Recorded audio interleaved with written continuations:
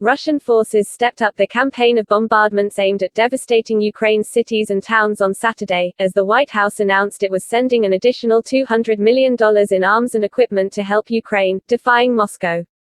Soldiers fought street-by-street battles in a leafy suburb of Kyiv, the nation's capital, and some residents wept as they dragged belongings across a destroyed bridge, trying to escape the violence. Russian forces detained the mayor of a captured city, an act that prompted hundreds of outraged residents to pour into the streets in protest. President Volodymyr Zelensky of Ukraine accused Moscow of terrorizing the country in an attempt to break the will of the people. A war of annihilation, he called it. He said an estimated 1,300 Ukrainian soldiers had been killed in the war, the first time the government had offered the number of its own soldiers killed. Mr. Zelensky denounced what he called the kidnapping of the mayor, who had refused to cooperate with Russian troops after they seized his city, as a new stage of terror, when they are trying to physically eliminate representatives of the legitimate local Ukrainian authorities. Russian forces have not achieved a major military victory since the first days of the invasion more than 2 weeks ago, and the assaults reinforced Moscow's strategic turn toward increasingly indiscriminate shelling of civilian targets. The American announcement of more arms for Ukraine's military, including missiles for taking out warplanes and tanks, came just hours after Russia warned that convoys used for the thoughtless transfer of weapons to Ukraine would be legitimate targets for Russian forces. Unable to mount a quick takeover of the country by air, land and sea, Russian troops have deployed missiles, rockets and bombs to destroy apartment buildings, schools, factories and hospitals, increasing civilian carnage and suffering, and leading more than 2.5 million people to flee the country. The suffering has been particularly devastating in the besieged city of Mariupol, which is experiencing the worst humanitarian catastrophe on the planet, according to Ukraine's Foreign Minister, Dmytro Kuleba. At least 1,582 civilians have died since the Russian siege of Mariupol began 12 days ago, he said, and residents are struggling to survive and have been forced to bury the dead in mass graves. There is no drinking water and any medication for more than 1 week, maybe even 10 days, a staff member who works for Doctors Without Borders in Mariupol said in an audio recording released by the organization on Saturday. We saw people who died because of lack of medication, and there are a lot of such people inside Mariupol, the staff member said. During a 90-minute call with President Vladimir V Putin of Russia, Chancellor Olaf Scholz of Germany and President Emmanuel Macron of France urged Mr. Putin to accept an immediate ceasefire, according to the French government, which described the talks as frank and difficult.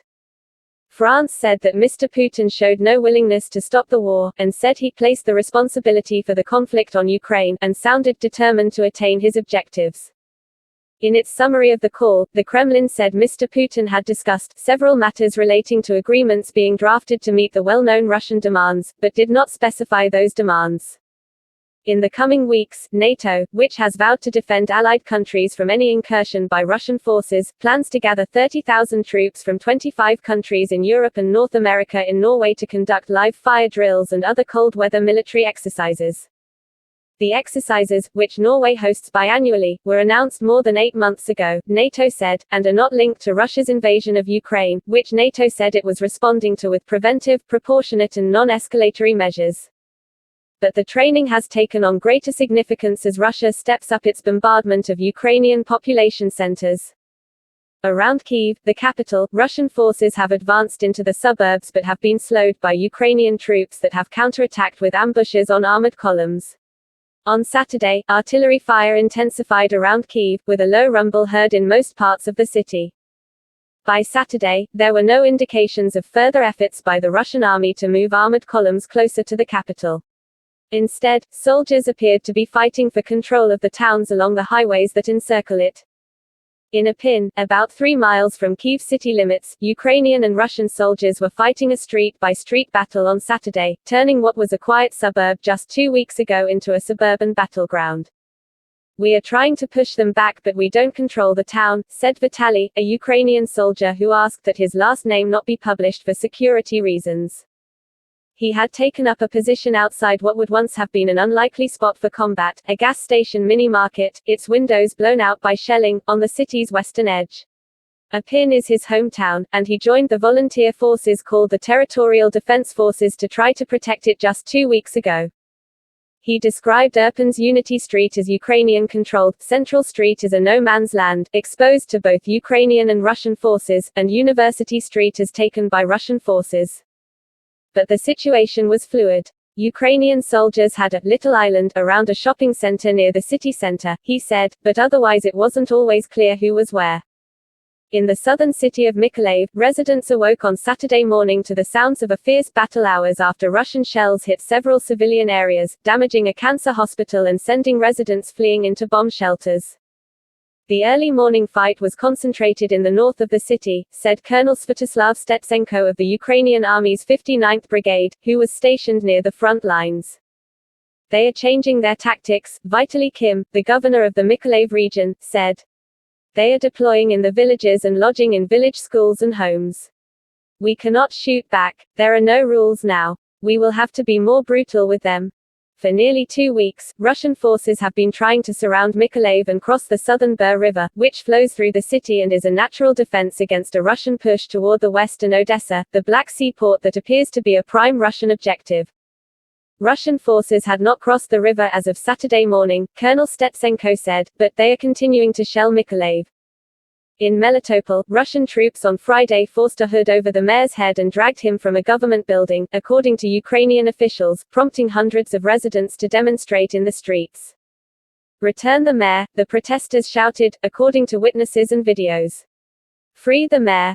But nearly as soon as the demonstrators gathered, Russian military personnel moved to shut them down, arresting a woman who they said had organized the protest, according to 2 witnesses and the woman's Facebook account. The episode was part of what Ukrainian officials said was an escalating pattern of intimidation and repression. It also illustrated a problem that Russia is likely to face even if it manages to pummel cities and towns into submission. In at least some of the few cities and towns that Russia has managed to seize, mostly in the south and east, they are facing popular unrest and revolt. Mr. Zelensky sought to tap into public rage in an address to the nation overnight.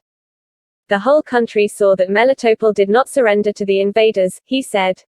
Just as Kherson, Berdyansk and other cities where Russian troops managed to enter didn't. He said that popular resistance will not be changed by putting pressure on mayors or kidnapping mayors. Melitopol's mayor, Ivan Fyodorov, had remained stubbornly defiant even after Russian soldiers took over the city after a fierce assault on the first day of the invasion. We are not cooperating with the Russians in any way, he had said. Last weekend, with Mr. Fyodorov's encouragement, people waving Ukrainian flags took to the streets of Melitopol and other occupied cities. For the most part, Russian soldiers stood aside, even as protesters commandeered a Russian armored vehicle in one town and drove it through the streets. While the protests in Melitopol were quickly put down, the Ukrainian government renewed efforts to bring aid to Mariupol, dispatching dozens of buses with food and medicine, Ukrainian officials said. Similar relief efforts had failed in recent days as fighting raged around the city and landmines pocked roads in the area. In an overnight address, Mr. Zelensky said that the inability to bring aid to the city showed that Russian troops continue to torture our people, our Mariupol residents. Still, he said, we will try again.